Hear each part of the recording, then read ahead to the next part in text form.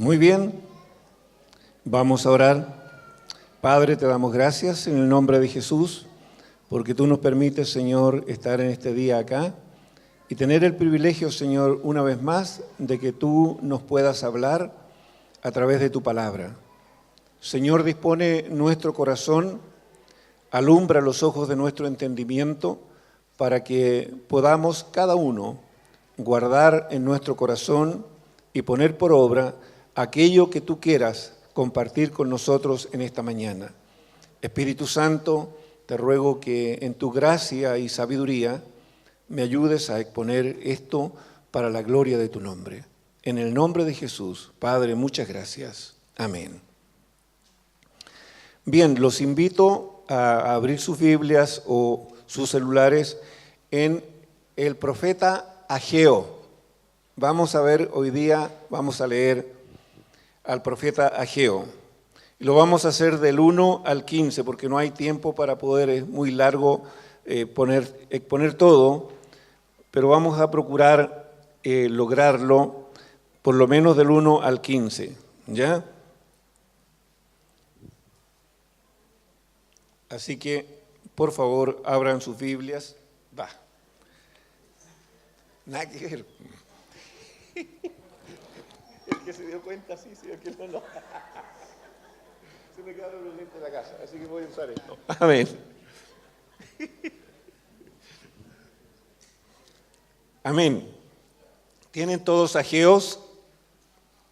Es interesante, hace mucho rato me está dando vuelta esta palabra y la quiero compartir hoy día y como dije, Espíritu Santo, ayúdame a hacerlo en la gracia tuya. Dice así: en el año segundo del rey Darío, en el mes sexto, en el primer día del mes, vino palabra de Jehová por medio del profeta Ageo a Zorobabel, hijo de Salatiel, gobernador de Judá, y a Josué, hijo de Josadac, sumo sacerdote, diciendo: así ha hablado Jehová de los ejércitos, diciendo: este pueblo dice, no ha llegado aún el tiempo de que la casa de Jehová sea reedificada. Entonces vino palabra de Jehová por medio del profeta Ageo, diciendo: es para vosotros tiempo, para vosotros de habitar en vuestras casas artesonadas, y esta casa está desierta. Pues así ha dicho Jehová de los ejércitos: meditad bien sobre vuestros caminos. Sembráis mucho y recogéis poco. Coméis y no os saciáis. Bebéis y no quedáis satisfechos. Os vestís y no os calentáis. Y el que trabaja a jornal recibe su jornal en saco roto. Así ha dicho Jehová de los ejércitos: meditad sobre vuestros caminos. Subid al monte y traed madera y reedificad la casa, y pondré en ella mi voluntad y seré glorificado, ha dicho Jehová. Buscáis mucho y halláis poco. Encerráis en casa y yo lo disiparé en un soplo. ¿Por qué? Dice Jehová de los ejércitos: por cuanto mi casa está desierta y cada uno de vosotros corre a su propia casa. Por eso se detuvo de los cielos sobre vosotros la lluvia, y la tierra detuvo sus frutos. Y llamé la sequía sobre esta tierra y sobre los montes, sobre el trigo, sobre el vino, sobre el aceite, sobre todo lo que la tierra produce, sobre todos los hombres y sobre todas las bestias, sobre todo trabajo de manos. Y oyó Zorobabel, hijo de Salatiel, y Josué, hijo de Josadac, sumo sacerdote, y todo el resto del pueblo, la voz de Jehová, su Dios, y las palabras del profeta Ageo, que le había enviado Jehová su Dios, y temió el pueblo delante de Jehová. Entonces Ageo, enviado de Jehová, habló por mandato de Jehová al pueblo, diciendo: yo estoy con vosotros, dice Jehová. Y despertó Jehová el espíritu de Zorobabel, hijo de Salatiel, gobernador de Judá, y el espíritu de José, hijo de Josadac, sumo sacerdote, y el espíritu de todo el resto del pueblo, y vinieron y trabajaron en la casa de Jehová de los ejércitos su Dios, en el día 24 del mes sexto, en el segundo año del rey Darío. Amén. Aquí tenemos toda una historia acerca del pueblo de Israel. Me voy a tomar un pequeño tiempo para hacer una introducción y poder entender un poco el porqué de esta situación en el pueblo de Israel. Para poder entender además por qué Dios le habla de esta manera al pueblo de Israel y por qué el mismo Ageo, cuando empieza a hablar, nos da esta descripción de quién era el gobernador, de quién era el sumo sacerdote y por qué de la actitud que el pueblo tenía.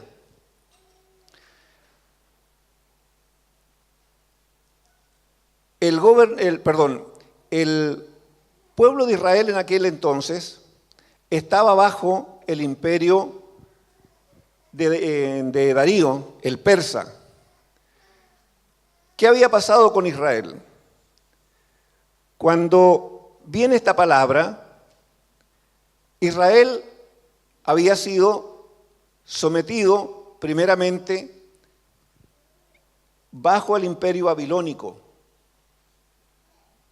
Fue Nabucodonosor quien había invadido Israel, se llevó a algunos de la casa real cautivos hacia Babilonia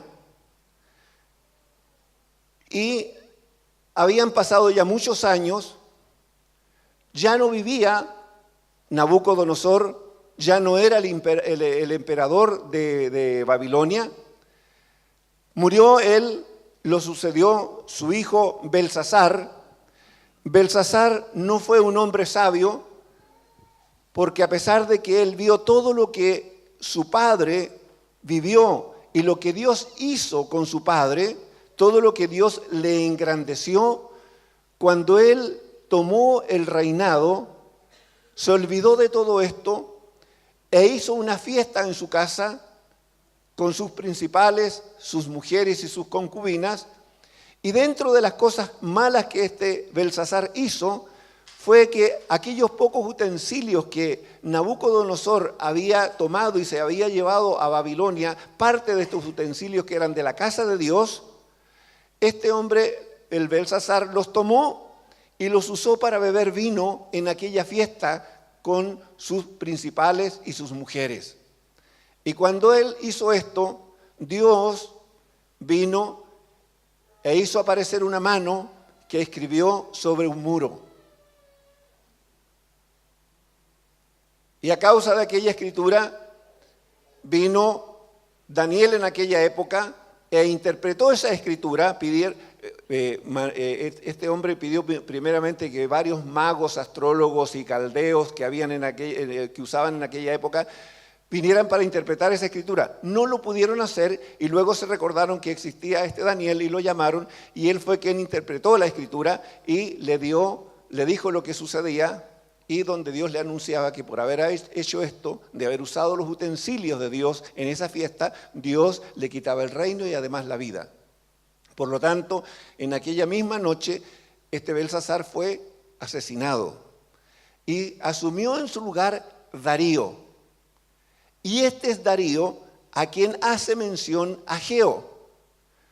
Por lo tanto, fíjense, había pasado muchos años de que el pueblo de Israel estaba viviendo como nación bajo el imperio babilónico y ahora, ¿no es cierto?, bajo el gobierno de Darío, bajo el imperio de Darío, que era la continuidad del imperio babilónico.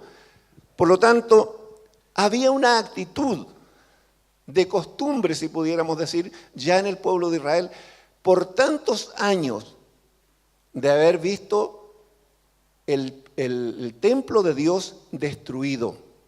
Ellos se habían acostumbrado.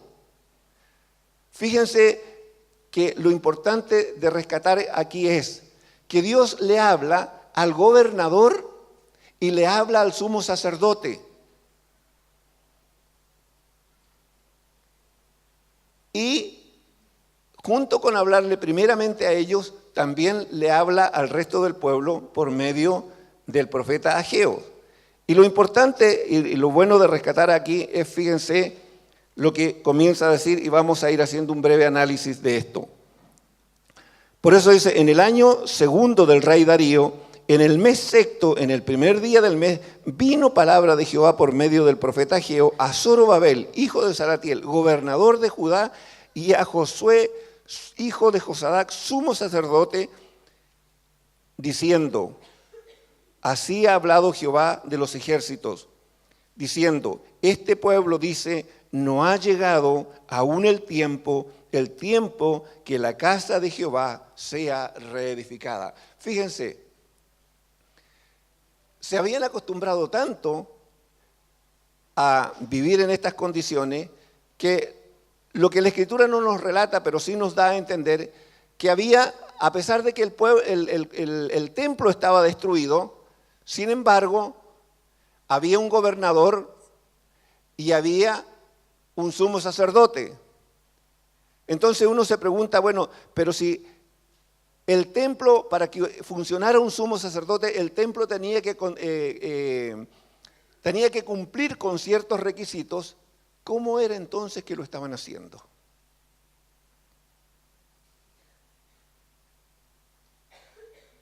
Habían pasado muchos años y luego vamos a ver más adelante cuántos años habían pasado, ¿ya?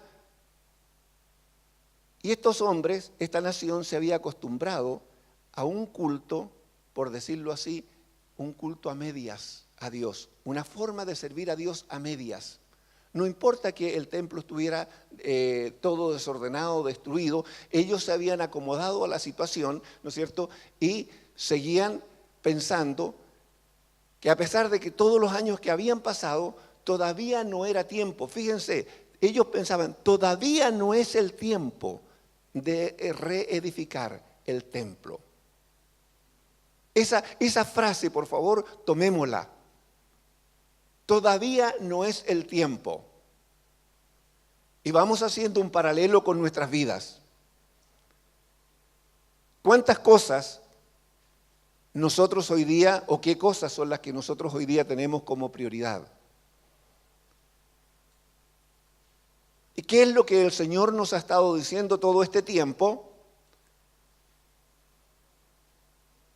¿Y no será que nosotros en alguna medida también seguimos hoy día diciendo igual que el pueblo de Israel en aquella época, es que todavía no es el tiempo de que yo me dedique a edificar el templo que Dios quiere que yo le edifique?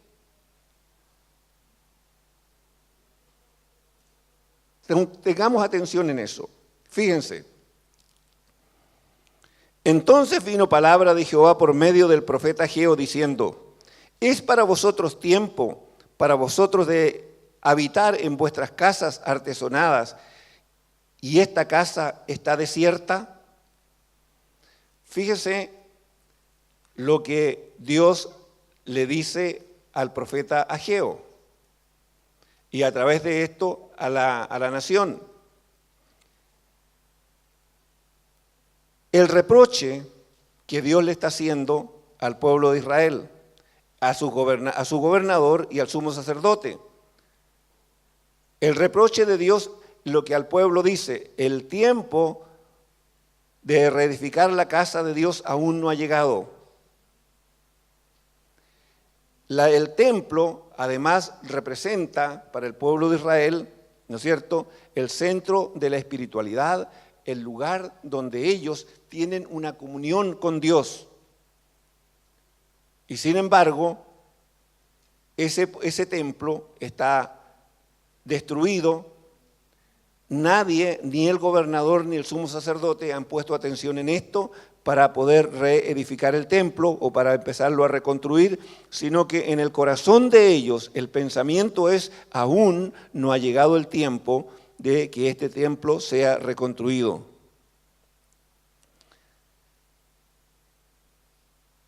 Sin esta presencia Dios no está en medio del pueblo. El pueblo de Dios, el pueblo de Israel, no goza sin el templo reconstruido, no goza de la protección de Dios. Dios no está presente en medio del pueblo porque eso era lo que representaba el pueblo. Los que tienen mayor conocimiento, recuérdense que este es el templo que había hecho Salomón, de los cuales dejó hecho preparativos David, ¿no es cierto?, pero que lo terminó construyendo Salomón. Y el día que Salomón lo terminó de construir y lo dedicó, recuérdense que la presencia de Dios fue de tal manera y Salomón hizo una oración donde él dijo, si alguno, ¿no es cierto?, si el pueblo tenía algún problema y desde donde estuviesen ellos se volviesen hacia el templo e invocaran el nombre de Dios, Dios les iba a responder. Por lo tanto, todo Israel tenía conciencia de que el templo para ellos era el centro de la presencia de Dios y la protección de Dios mismo para sus vidas. Por eso era tan importante el templo para el pueblo de Israel. Pero ellos en este momento están pensando que no es el tiempo de reconstruirlo.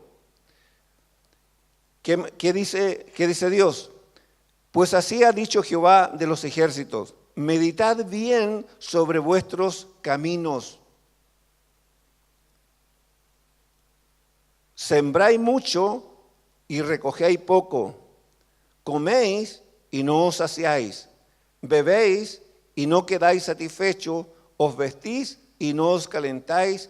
Y el que trabaja a jornal recibe su jornal en saco roto. Fíjense las consecuencias de que no haya un templo en medio de Israel. Vamos haciendo un paralelo con nuestras vidas.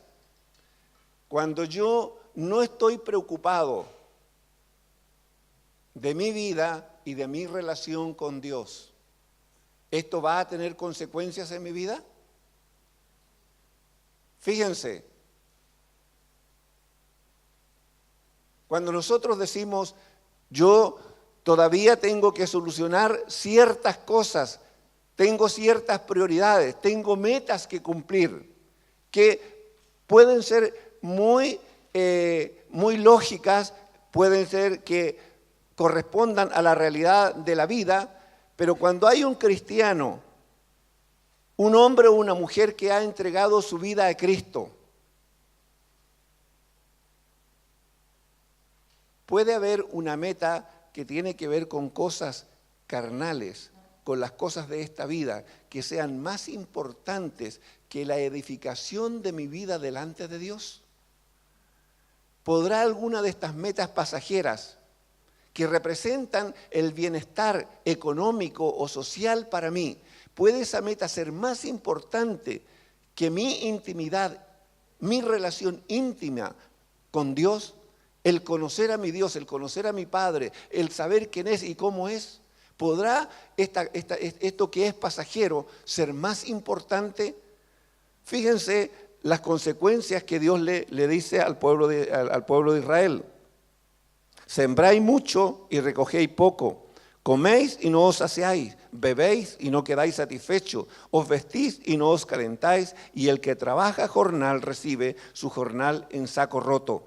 Pero ¿cuál es el llamado que le hace Dios primeramente al pueblo? Lo que Dios aconseja al pueblo: meditad. ¿Qué es meditar? Es pensar, es reflexionar, es recapacitar en lo que se hace y cómo se hace. Fíjense lo que Dios nos pide y lo que Dios le pedía en ese entonces al pueblo de Israel, mientras ellos estaban pensando, todavía no es el tiempo de que nos dediquemos a reedificar el templo. Fíjense lo que primero Dios le dice: mediten bien sobre vuestros caminos. Y fíjense lo que les está sucediendo. Están afanados por lograr cosas que son cosas materiales, cosas pasajeras, cosas perecibles, pero como están afanados en eso, y no en construir un templo para mí o reconstruir el templo para mí o ser yo tener el primer lugar en vuestras vidas, entonces todo el esfuerzo que están haciendo por tener logros materiales simplemente no lo van a obtener porque yo no estoy ocupando el primer lugar. Por eso Dios dice, mediten bien sobre sus caminos. Perdón, Pasita, me olvidé de haber pedido que pusieran los textos en la pantalla, perdón. Si lo pueden hacer para que vayan siguiendo la lectura, se los agradecería. Reina Valera versión, por favor, si son tan amables, ¿ya? Para que no tengamos una versión distinta. Fíjense, sigue Dios hablándole al pueblo y dice, así ha dicho Jehová de los ejércitos, meditad sobre vuestros caminos. Miren cómo Dios vuelve a insistir en este tema de meditar, de pensar, de reflexionar. ¿Qué estás haciendo? ¿Cómo lo estás haciendo? ¿Cuáles son las prioridades de tu vida hoy? Porque ya Él nos mostró las consecuencias de no estar centrados y que el Señor no sea el primero en nuestra vida. Eso tiene una consecuencia. Todo un esfuerzo que se puede hacer se puede ir al tacho de la basura, porque simplemente si nosotros sacamos a Dios y lo dejamos de lado y pusimos metas terrenales, metas que son perecederas en primer lugar, todo eso se va a ir simplemente al tacho de la basura, porque el Señor no está ocupando el primer lugar. Ya vamos a ver el tema de edificar. ¿Ya? Fíjense. Dios insiste en llamar al pueblo a meditar, pensar, reflexionar sobre el camino que cada uno ha tomado. Cada uno pone sus metas, cada uno pone sus prioridades. Dios te dice, medita sobre lo que tú estás haciendo. Medita sobre tus caminos, reflexiona en lo que estás haciendo y cómo lo estás haciendo. Primera cosa. Segundo, el consejo de Dios a su pueblo de lo que debe hacer y la promesa de su presencia de forma continua en el templo. Ageo 1, 7 y 8. Mire lo que dice. Así ha dicho Jehová de los ejércitos, meditad sobre vuestros caminos, subid al monte, el consejo, y traed madera y reedificad la casa y pondré en ella mi voluntad y seré glorificado, ha dicho Jehová.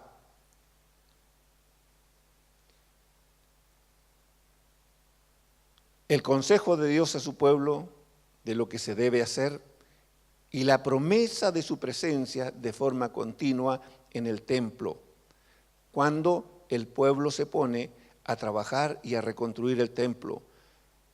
Cuando Dios dice, sube al monte y trae madera, tampoco es cualquier madera. Ustedes saben cuando Salomón hizo el templo, los que han leído la historia se acuerdan que él, ¿de dónde fue que hizo traer Salomón la madera? ¿Fue al monte y sacó cualquier madera? Ustedes saben que las maderas tienen distintas calidades. Incluso hay maderas que son, permítanme el término, literalmente son hediondas. ¿Saben eso ustedes? En el sur nosotros tenemos árboles que si usted los corta verde y usted trae una tabla aquí, les aseguro que no queda nadie aquí.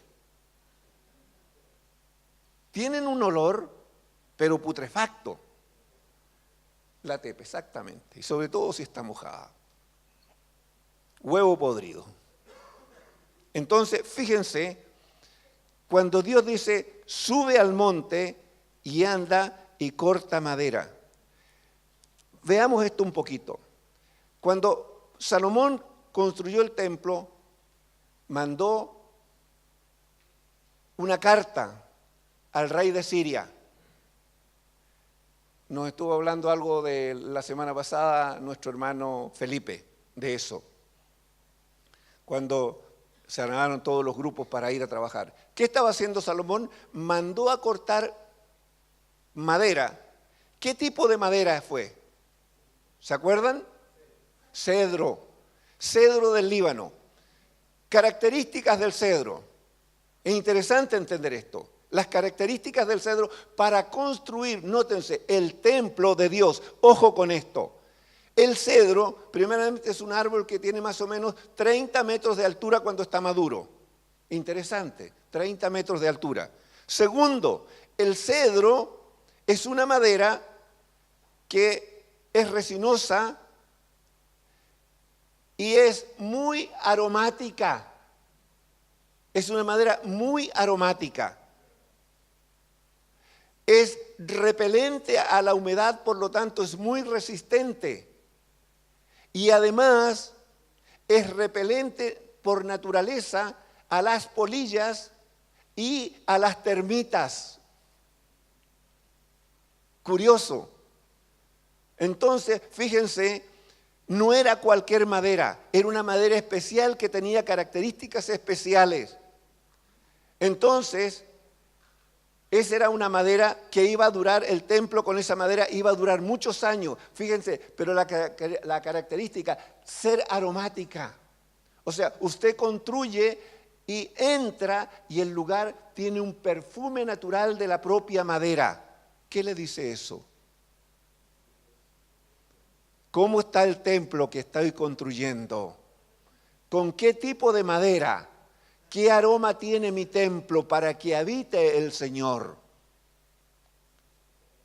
Segunda cosa, si construyo bien y es aromática mi construcción, esa madera con la que estoy construyendo es un repelente natural de las termitas. ¿A quiénes representan las termitas y las polillas? A todo lo que sea pecado, a todo lo que sea corrupción, porque la termita corrompe y al igual que ¿no es cierto?, las polillas. Fíjense, si yo construyo con buena madera, o sea, en verdad, en justicia, en santidad, en amor, en paz, en misericordia, en bondad, en mansedumbre, en templanza, en dominio propio, estoy construyendo con madera de buena calidad, repelente a todas las termitas del odio, de las divisiones, de los menosprecios, del orgullo, de la soberbia, ¿no es cierto?, de todas aquellas cosas que van en contra de la construcción normal de nuestra vida, de una buena construcción. Fíjense, ¿cómo podemos ir aprendiendo? Además, resistente a la humedad. No es una madera que es permeable rápidamente y que se descomponga. La humedad descompone todo eso. Entonces, fíjense, cuando Dios le dice al pueblo que suba al monte y corte madera, ¿qué nos está diciendo Dios con eso? Subir al monte es buscar a Dios.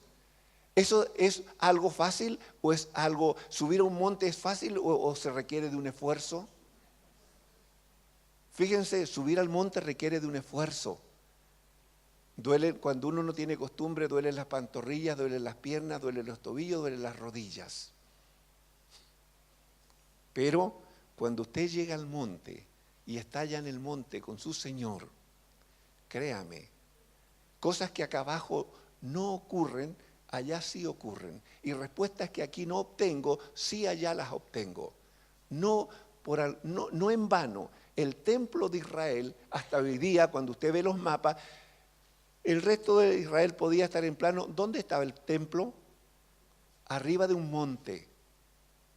Entonces, cuando Dios me invita a subir al monte y a cortar madera, me está invitando a todo un esfuerzo, a un trabajo. ¿Por qué explico esto? Porque muchas veces los creyentes tenemos la idea de que ya soy salvo, ya el Señor me lavó y me perdonó mis pecados, entonces ahora basta con ir yo a la iglesia el día domingo, ir a un grupo en casa y todo el trabajo lo hacen los pastores o quienes predican y luego los responsables de iglesia en casa. Pero yo estoy sentadito. Entonces, que me enseñen, que me digan todo. Y si me siento mal, ore por mí. Pero no hay ningún esfuerzo personal. No hay ningún esfuerzo personal en buscar al Señor, porque el ir al monte y el cortar madera es hacer un esfuerzo, es esforzarse, es cansarse, es fatigarse. ¿Ustedes creen que todos esos hombres que iban a cortar madera al monte la pasaban bien? Eran hombres que la sudaban, perdónenme el término, sudaban la gota gorda haciendo toda la pega, porque no era solamente cortar el árbol, era hacer todo un proceso que el árbol tiene, no lo explico porque es largo, ¿no es cierto? Pero era un esfuerzo no menor. Entonces, el subir al monte nos está hablando de un esfuerzo personal de cada uno. Si usted no se quiere esforzar, si usted no quiere pagar el precio, entonces difícilmente usted va a poder construir el templo de Dios en su vida. Vamos a ir avanzando y vamos a ver también esto. Fíjense, ¿por qué hablamos de que nosotros tenemos que construir el templo de Dios en nuestra vida? Los invito a ver 1 Corintios 3, 16, 17. ¿Qué dice 1 Corintios 3, 16 y 17? Si lo podemos proyectar, por favor, se los agradecería. ¿No sabéis que el templo de Dios, no sabéis que sois, el templo de Dios y que el Espíritu de Dios mora en vosotros? ¿Hay alguna duda en eso? De que nosotros, cada uno de nosotros, somos el templo de Dios y que el Espíritu de Dios mora en nosotros. Entonces, tiene importancia el tipo de madera que estoy usando en mi construcción, de qué forma estoy construyendo, si mi templo realmente es aromático o le he dado lugar a las termitas, a la polilla, o he llegado y he construido livianamente con cualquier tipo de madera. Ojo con eso. 1 Corintios 6, 19 al 20. Si alguien tiene dudas. 1 Corintios 6, ¿qué dice? ¿O ignoráis que vuestro cuerpo es templo del Espíritu Santo, el cual está en vosotros, el cual tenéis de Dios, y que no sois vuestros? Fíjese lo que nos está diciendo Pablo aquí, que aún ni siquiera nos pertenecemos a nosotros mismos, que aún ni mi propio cuerpo me pertenece, porque es templo del Espíritu de Dios, por lo tanto tengo que cuidarlo. ¿Por qué? Porque aquí habita Dios. El templo no son estos muros, lo tenemos claro. El templo es usted. Entonces usted es el que tiene que ver y, como decía antes, meditad bien sobre vuestros caminos. Es cada uno de nosotros el que tiene que meditar y ver cómo está construyendo el templo de Dios en su vida hoy. A lo mejor usted está recién comenzando. A lo mejor usted lo viene haciendo de hace tiempo. Ha tenido algunos problemas en su vida. Vea cómo comienza a reedificar. Vea cómo comienza a reedificar ese templo, en obediencia, en santidad, en temor reverente delante de Dios. Amén. Tercero, 2 Corintios 6, 16, 18, para que nos quede bien claro y no hayan dudas de que cada uno de nosotros somos templo de Dios y tenemos la responsabilidad de construirle el templo para que Dios habite en cada uno de nosotros y Él se sienta grato. ¿Y qué acuerdo hay entre el templo de Dios y los ídolos? Porque vosotros sois el templo de Dios viviente. Como Dios dijo, habitaré y andaré entre ellos y seré su Dios y ellos me serán mi pueblo. ¿Dónde está el Señor en este momento? ¿Está en los cielos o está aquí? ¿O está aquí? ¿Dónde está el templo de Dios en este momento? Aquí está lleno de templos sentados. Aquí está lleno de templos. Cada silla que tiene a una persona sentada hay un templo de Dios ahí presente. El tema es cómo usted y yo, cada uno de nosotros, estamos construyendo ese templo. ¿Ya? Entonces, entendemos lo que es subir al monte. Entendemos que allí hay que hacer un esfuerzo no menor para poder construir. Y segundo, la calidad de la madera. El cedro es, insisto, un árbol muy aromático.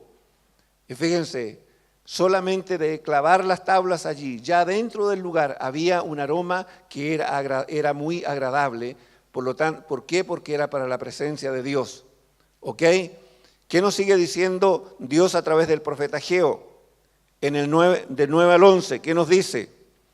Buscáis mucho y vuelve Dios a repetir lo mismo al pueblo. Buscáis mucho y halláis poco.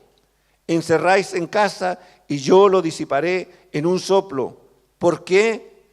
Dice Jehová de los ejércitos, por cuanto mi casa está desierta y cada uno de vosotros corre a su propia casa. Ojo con esto.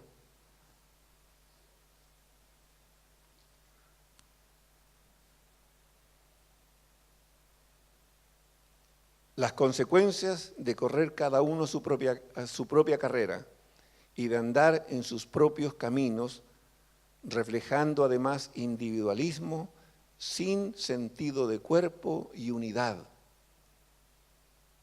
Todo esto descuida la casa de Dios, o sea, la relación con Dios, el crecimiento espiritual, la intimidad con Él.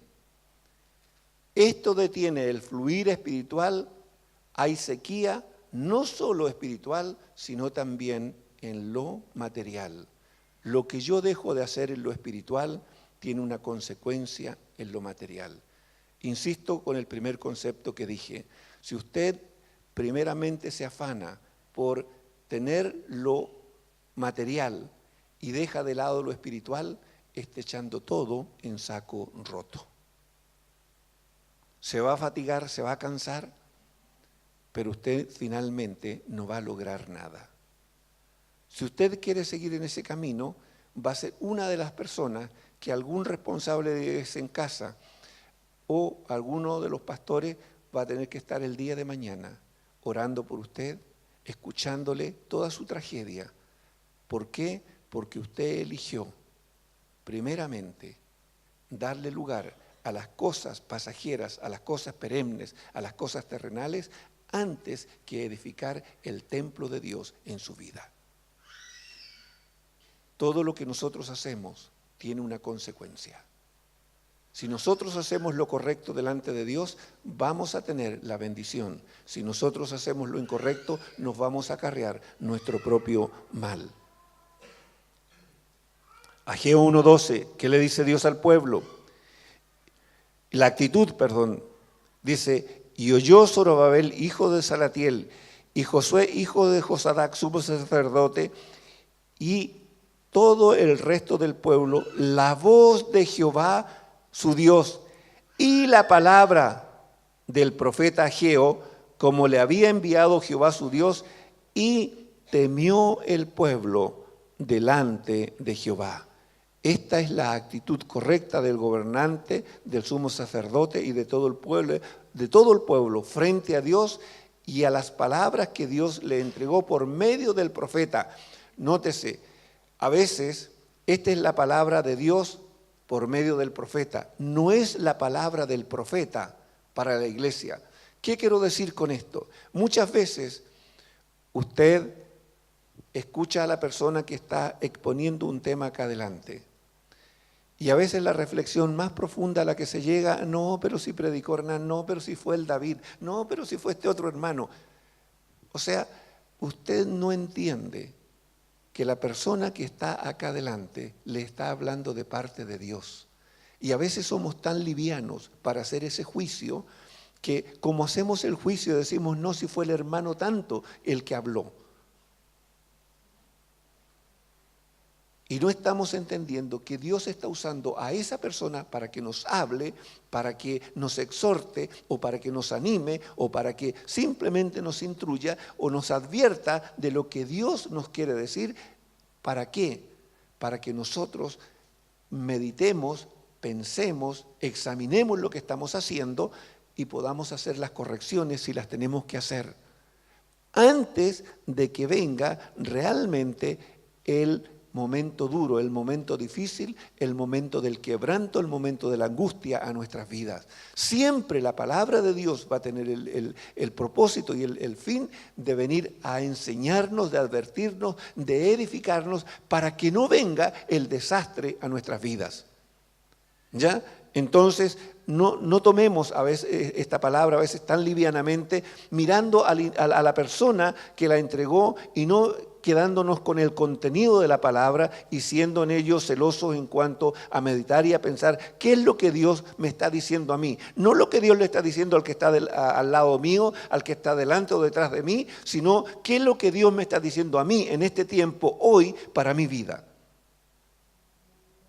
La actitud correcta acá fue que tanto el gobernador como el sumo sacerdote y todo el pueblo tuvieron temor de Dios y escucharon la voz de Dios por medio del profeta. ¿Y qué hicieron? 13:15. La actitud que ellos tuvieron. Entonces Ageo, enviado de Dios, habló por mandato de Jehová al pueblo diciendo, fíjense el amor de Dios siempre para con su pueblo. Yo estoy con vosotros, dice Jehová. Dígale a su hermano que está al lado, el Señor está contigo. Fíjese, a pesar de que el Señor nos puede reprender, que el Señor nos puede amonestar, eso no significa que el Señor nos abandonó. Al contrario, el Señor lo primero que se asegura en que nosotros estemos ciertos es decir, yo estoy con vosotros, dice Jehová. Y nótese, y despertó Jehová el espíritu de Zorobabel, hijo de Salatiel, gobernador de Judá, y el espíritu de José, hijo de Josadac, sumo sacerdote, y el espíritu de todo el resto del pueblo. Y vinieron y trabajaron en la casa de Jehová de los ejércitos, su Dios, en el día 24 del mes sexto, en el segundo año del rey Darío. Fíjense esto. Lo importante y la actitud correcta del pueblo. Dios muestra su amor y su fidelidad para con su pueblo y los anima diciendo, yo estoy con vosotros. Primera cosa. Segundo, Dios despertó el espíritu del gobernador, del sumo sacerdote y del pueblo, el espíritu de todo el pueblo. Fíjense esto.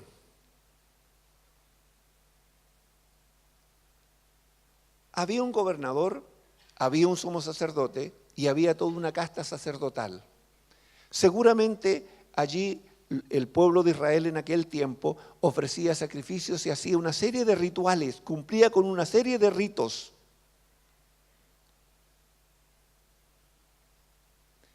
Cuando uno entiende eso y uno lee esto, dice, pero ¿qué contradicción tiene esto? Si el pueblo está ofreciendo y está cumpliendo aparentemente con ofrecer todos los ritos, y sin embargo, aquí Dios dice que despertó el espíritu del gobernador, del sumo sacerdote. Fíjense la autoridad, Dios nunca pasa por alto la autoridad, ¿ya?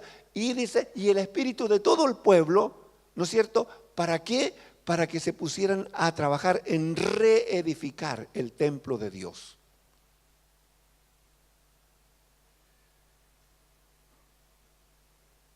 Entonces, ojo con esto.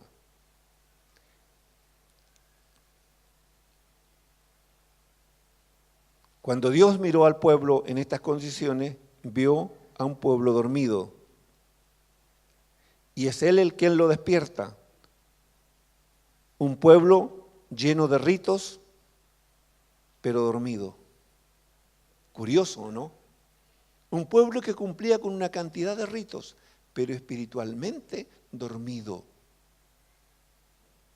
¿Parece contradictor? Veamos.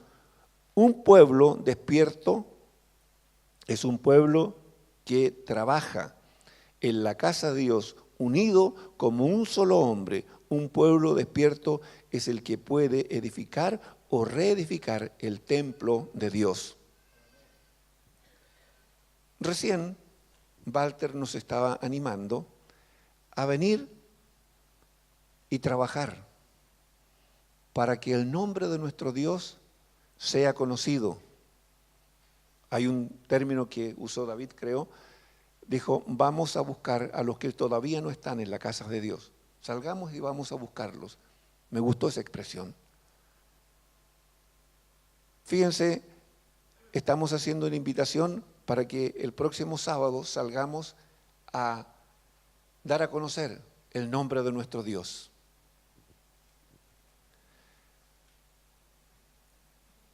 Un pueblo despierto, cuando tiene una invitación como esa, ¿qué hace? ¿Cuántos van a ir?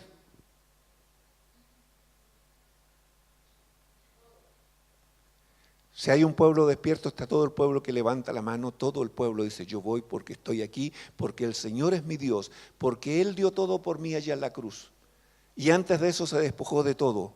Por lo tanto, yo no necesito que una vez más me lo digan. Yo voy a dar a conocer el nombre de mi Dios porque yo soy parte del templo de mi Dios y yo llevo el perfume de mi Dios para que otros lo tengan, lo puedan obtener. Pero yo se lo voy a ofrecer a la calle. Tengo un mensaje, tengo una palabra que llevar. Fíjense, no debiéramos de tener mayores problemas. Simplemente aquí el pueblo se levanta de su silla, estamos todos. Estamos todos. Yo no necesito decir, ¿saben qué? Necesito tantos. Aquí habemos tanto y estamos todos. Y todos vamos a dar a conocer el nombre de nuestro Dios. Un pueblo despierto. Un pueblo despierto actúa de esa manera. Un pueblo dormido, no. Un pueblo despierto es un pueblo que trabaja en la casa de Dios, unidos como un solo hombre. Un pueblo despierto es el que puede edificar o reedificar el templo de Dios. Un pueblo dormido está inmerso en un mundo religioso, cumpliendo ritos, reuniones, cánticos, oraciones sin sentido, diezma o ofrenda, participa de acciones que hace la iglesia y lo hace pensando que con esto cumple con Dios. Ojo. Pero tiene una vida pero no tiene una vida de intimidad con Dios. No ora diariamente, no lee las Escrituras, no desarrolla una relación íntima con su Padre Celestial, no conoce a Jesús, su Maestro, no sabe quién es y cómo es, no conoce a Jesucristo como su Señor, no le obedece, sigue haciendo su propia voluntad. ¿Parece duro lo que digo? ¿Parece duro o no? Yo sé que cuando yo predico, porque me lo han dicho algunos muy sinceramente, y se lo ha agradecido, dicen que cuando yo predico muchas veces hay que ponerse bate, un casco, porque yo predico con un bate.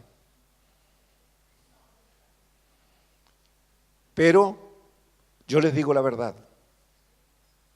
Yo no les voy a cambiar la verdad. Yo aprendí de mi Señor no cambiar la verdad nunca. Usted es un hijo de Dios. Su responsabilidad es ser un hijo que agrada a su Padre. Usted es un discípulo que tiene que aprender a ser obediente a su Maestro, a aprender y a poner por obra lo que su Maestro le dijo. Usted es un siervo de Dios.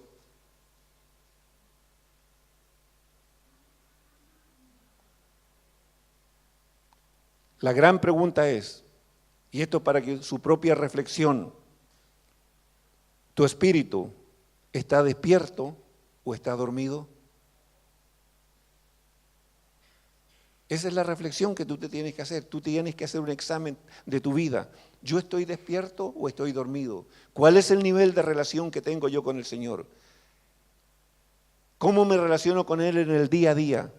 ¿Qué estoy haciendo? ¿Estoy cumpliendo como discípulo, como hijo, como discípulo, como siervo? Si estás dormido, tú primero Tu primera preocupación serás tú mismo y tus necesidades y el cumplimiento con algunos ritos religiosos como los que antes mencionamos. Si estás despierto en tu espíritu, tu anhelo como hijo será agradar en todo a tu Padre Celestial. Como discípulo serás ser un imitador en palabras y en hechos de tu Maestro. Y como siervo estás siempre ceñido para servir a tu Señor. El que está despierto se preocupa de cómo está construyendo cada día el templo de su Dios en su vida. Amén. Que el Señor les bendiga. No era muy largo, espero que lo mediten. Amén. Que el Señor les bendiga.